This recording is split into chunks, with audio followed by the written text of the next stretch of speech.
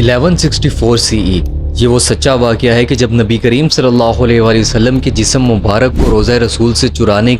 ہٹانے کی کوشش کی گئی۔ مسلمانوں کی تاریخ میں ایک بہت ہی فیمس لیڈر گزرے ہیں جن کا نام تھا سلطان نور الدین زنگی۔ نور الدین زنگی سلجوق سلطنت سے تھے اور ان کی سیریا یعنی کہ شام پر حکومت تھی، اور نور الدین زنگی سلطان صلاح الدین ایوبی کے استاد مینٹور تھے۔ ایک مرتبہ نور الدین زنگی تہجد کی نماز پڑھ کر لیٹے تو ان کو ایک خواب آیا، اور خواب میں ان کو نبی کریم صلی اللہ علیہ وآلہ وسلم کی زیارت ہوئی، اور نبی کریم صلی اللہ علیہ وآلہ وسلم نے ان کو خواب کے اندر دو بلونڈ یعنی کہ سنہرے رنگ کے بالوں والے لوگوں کی طرف اشارہ کرتے ہوئے فرمایا کہ اے محمود، ان دو لوگوں کو مجھ سے دور کر دو، ان دو لوگوں کو مجھ سے ہٹا دو۔ نور الدین زنگی اچانک سے جاگ گئے اور اس خواب کے بارے میں سوچنے لگے کہ آخر یہ کیسا خواب تھا۔ اب نور الدین زنگی نے پہلی مرتبہ اس خواب کے اوپر اتنی اٹینشن نہیں دی، لیکن جب یہی خواب ان کو 3 مرتبہ مسلسل آیا تو ان کو سمجھ آ گئی کہ بات کچھ اور ہی ہے۔ اور پھر اگلے دن نور الدین زنگی نے اپنے خاص وزیر جمال الدین کو بلایا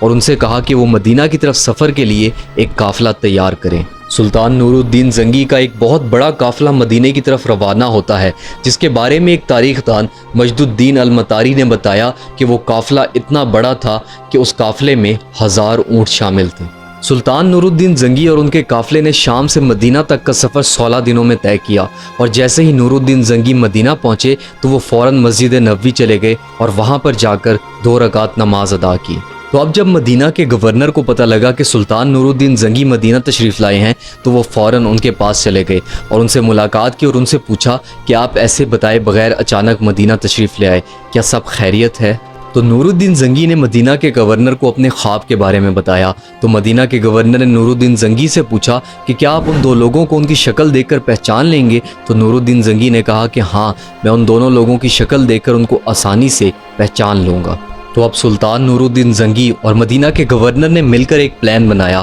اور پورے مدینہ کے اندر یہ خبر پھیلا دی کہ سلطان آئے ہیں اور وہ مدینہ کے ہر شخص سے ملنا چاہتے ہیں اور ان کو تحفے دینا چاہتے ہیں۔ اب مدینہ کے گورنر اور سلطان نور الدین زنگی نے یہ سوچا تھا کہ جب وہ 2 لوگ تحفے لینے کے لیے آئیں گے تو سلطان ان کو بآسانی پہچان لیں گے، لیکن شام ہو گئی اور مدینہ کا ہر بندہ اپنا تحفہ لے گیا، لیکن نور الدین زنگی کو وہ 2 لوگ نہیں نظر آئے جن کو انہوں نے خواب میں دیکھا تھا۔ اب سلطان نے مدینہ کے گورنر سے پوچھا کہ کیا مدینہ میں رہنے والا ہر شخص آ گیا، ہر شخص اپنا تحفہ لے گیا، کوئی بچا تو نہیں؟ تو گورنر نے کہا کہ نہیں، 2 لوگ نہیں آئے۔ گورنر نے بتایا کہ کچھ عرصہ پہلے مدینہ میں 2 لوگ آئے ہیں جن کا تعلق مراکش سے ہے، اور وہ جب سے مدینہ آئے ہیں انہوں نے بہت صدقہ خیرات کی ہے، اور وہ صرف اور صرف اپنے ٹینٹ میں ہی رہتے ہیں اور وہیں پورا دن اپنی عبادت اور نمازیں پڑھتے رہتے ہیں۔ تو اب سلطان نے مدینہ کے گورنر سے پوچھا کہ کیا میں ان 2 لوگوں سے مل سکتا ہوں؟ تو مدینہ کے گورنر فوراً سلطان نور الدین زنگی کو اپنے سپاہیوں کے ساتھ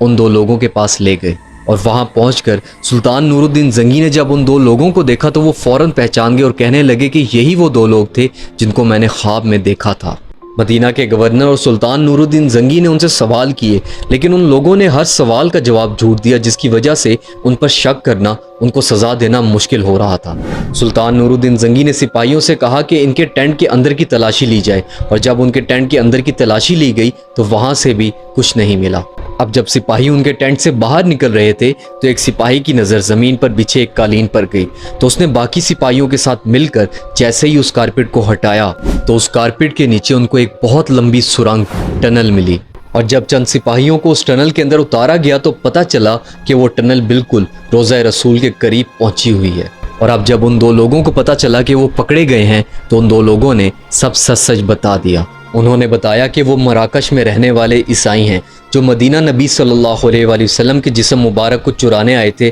اور اپنے ساتھ مراکش لے جانے آئے تھے۔ مدینہ کے گورنر نے ان دونوں کو قیدی بنا لیا اور ان کے جرم کے حساب سے جو سزا بنتی تھی وہ سزا ان کو دے دی۔ اور اس واقعے کے بعد نور الدین زنگی نے یہ حکم دیا کہ روضہ رسول کے ساتھ ساتھ ایک دیوار بنائی جائے جو زمین کے اندر ہو، اور اس دیوار کو پگھلے ہوئے سیسے سے بھر دیا تاکہ دوبارہ کبھی بھی کوئی ایسی حرکت نہ کر سکے۔ قرآن مجید کی سورہ المائدہ کی آیت 67 کے اندر اللہ تعالیٰ نے ارشاد فرمایا، واللہ یعصمک من الناس، اے محمد صلی اللہ علیہ وآلہ وسلم، اللہ آپ کو بچائیں گے، محفوظ رکھیں گے، ناس یعنی کہ انسانوں سے۔